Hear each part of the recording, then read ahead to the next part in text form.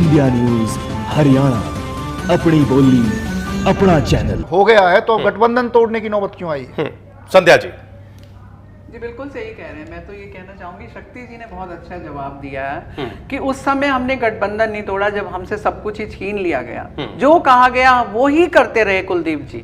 कुलदीप जी इतने शरीफ और ईमानदार व्यक्ति है, झुकने वाले व्यक्ति है कि ठीक है आप जो कहेंगे वो हम करेंगे। हंसका ने आज तक कोई ऐसा कदम नहीं उठाया जिसमें कहीं गठबंधन को थोड़ी सी भी ठेस लगे। जैसा कि आप भी कह रहे थे राजीव जी, मैं हमेशा यहाँ आई हूँ और मैंने ये कहा है कि हमारा दूध में जिस तरह चीनी घुली होती है ऐसे उसको अलग नहीं किया जा सकता।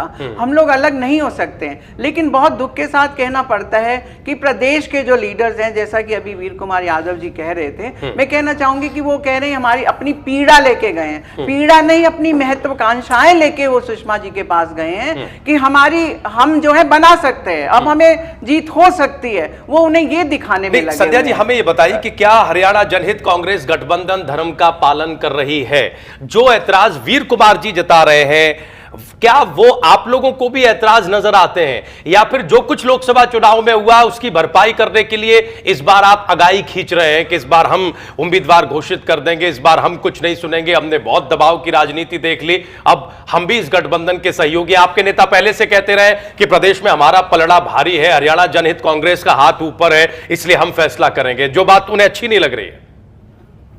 देखिए मैं ये कहना चाहूंगी कि कुलदीप जी हमेशा जो पहले गठबंधन पे जो तय हुआ था, जो कि सुषमा जी ने और गडकरी साहब ने किया था, उसमें कुलदीप जी भी तो थे ना। जब वो तीनों नेता थे, तीनों बड़े नेता, जब बैठ के एक शर्तें उन लोगों ने शर्तें तय करी कि 45-45 सीटों पे लड़ेंगे, मुख्यमंत्री पहले जो है वो कुलदीप जी बनेंगे, तो आज ऐसी कोई भी बात नहीं हुई है जिसमें ये सब इस तरीके का तोड़ने की ये बात सोचे। सिर्फ बात ये हुई है कि जितने एमपीज बन के आए हैं वो अपने अपने इलाकों में सबको कमिटमेंट दे रहे हैं पूरी तरह से कि देखिए, अब आपको बताना चाहती हूं कि ऑन रिकॉर्ड है कि धर्मवीर जी ने भिवानी में बोला कि यहां 27 सीटें राव इंद्रजीत बांटेंगे। ठीक है। यहां पे ये ऑन रिकॉर्ड है कि जितने भी एमपीज हैं वो सब अंदर से अपना बांट बूंट के बैठे हुए हैं कि जी हम 9 सीटें देंगे, हम आपको 6 देंगे। लेकिन सिर्फ बस दो सीटों पर अगर वो गए हैं, तो मैं भी उस रैली में थी। कुलदीप जी ने सिर्फ ये बोला कुलदीप और दीप में कोई फर्क नहीं है लाडवा में, तो इसमें भी दीप आता है, आप समझ लीजिए ये भी कुलदीप है। और कोई टिकट की बात नहीं की, कोई सिंबल नहीं बांटा, कोई चुनाव चिन्ह नहीं देके आ गए वो। और ना ही उन्होंने कैथल में उन्होंने बोला कि देखिए ये बहुत ही लकी प्लेस है और यहाँ जो आता है वो बनता है और इस परिवार के माध्यम से बनते हैं, पुराने से चले आ रहा है। तो इस तरीके की उन्होंने बात करी है। तो आप ये कहें कि 2 सीटों पर भी क्या हमारा हक नहीं? हमने 46 तो नहीं बांट दी ना कि 46 बांट दें, उस दिन आप समझ जाना कि हाँ जी ये तो गठबंधन। वीर कुमार जी क्या इन 2 सीटों पर उम्मीदवारों का ऐलान करना ही सबसे ज्यादा चुभ रहा है, या इसके पीछे कुछ और भी है सर जो बताया नहीं जा सकता या बताया नहीं जा रहा है?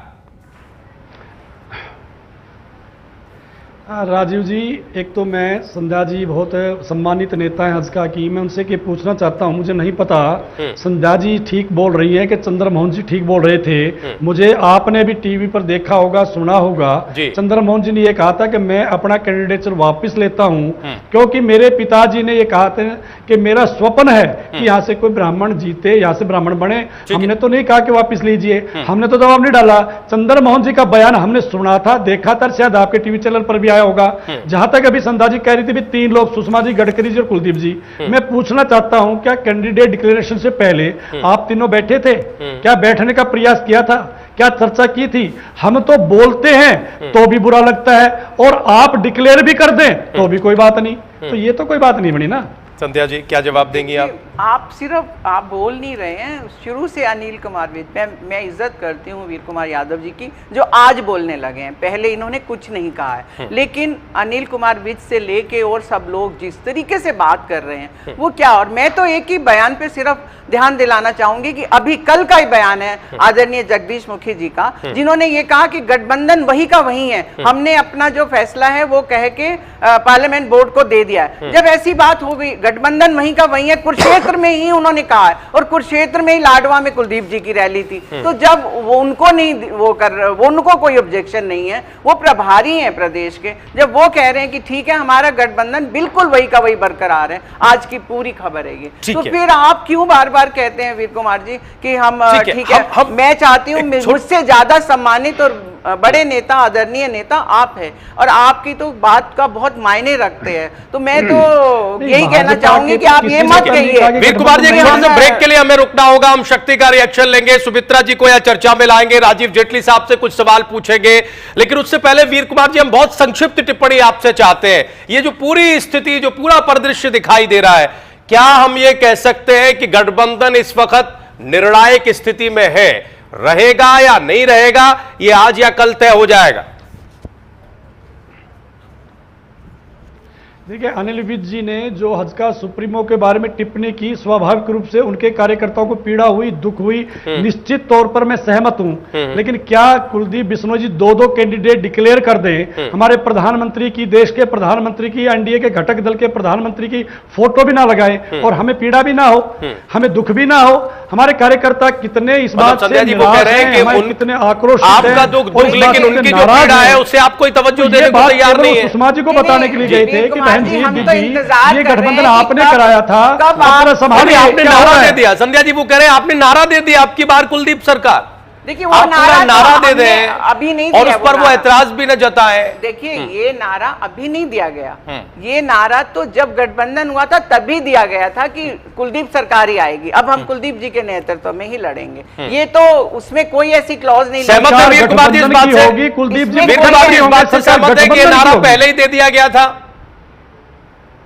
देखिए उस एग्रीमेंट में ये कोई ऐसी बात नहीं, नारा ये था अगली सरकार हज का भाजपा गठबंधन की सरकार, कुलदीप जी मुख्यमंत्री होंगे 2.5 साल, अगले 2.5 साल भाजपा का होगा, लेकिन सरकार एनडीए की यानी कि गठबंधन की होगी, केवल कुलदीप जी की नहीं होगी।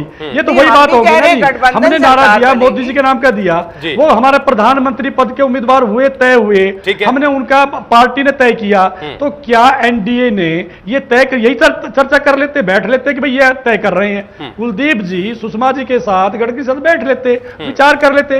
अभी कोई निर्णय नहीं हुआ था, उससे पहले नारा को भी अगर मैं छोड़ दूं तो क्या आप प्रधानमंत्री मानते हैं कि नहीं घटक दल का? क्या एनडीए का प्रधानमंत्री मानते हैं कि नहीं? संध्या जी जवाब देना चाहते हैं वीर कुमार जी, बहुत संक्षेप में, एक ब्रेक के लिए भी जाना है। प्रधानमंत्री की फोटो पे लगाने में ऐतराज? ठीक है सर, ठीक, बहुत संक्षेप में संध्या जी। देखिए राजीव, जहां भी कुलदीप जहां रैली कर रहे हैं, सबसे पहली बात वो कहते हैं कि मैं आप सबका धन्यवादी हूं कि आपने हंस का बीजेपी गठबंधन को जितवाया, मैं आपका धन्यवाद करने आया हूं। तो हम लोग तो थैंक्स मीटिंग कर रहे हैं, उसमें भी आपको ऑब्जेक्शन है कि क्या को ये अपनी रैली कर रहे हैं, ये रैली, लेकिन वो सवाल ये उठा रहे हैं, आप थैंक्स मीटिंग करिए, लेकिन हमें ऑब्जेक्शन कैंडिडेट डिक्लेरेशन बात के लिए धन्यवाद कर रहे हैं, वो फोटो तो लगाइए, कम से कम नरेंद्र मोदी का फोटो तो पोस्टर पर दिखाई पड़े मैम।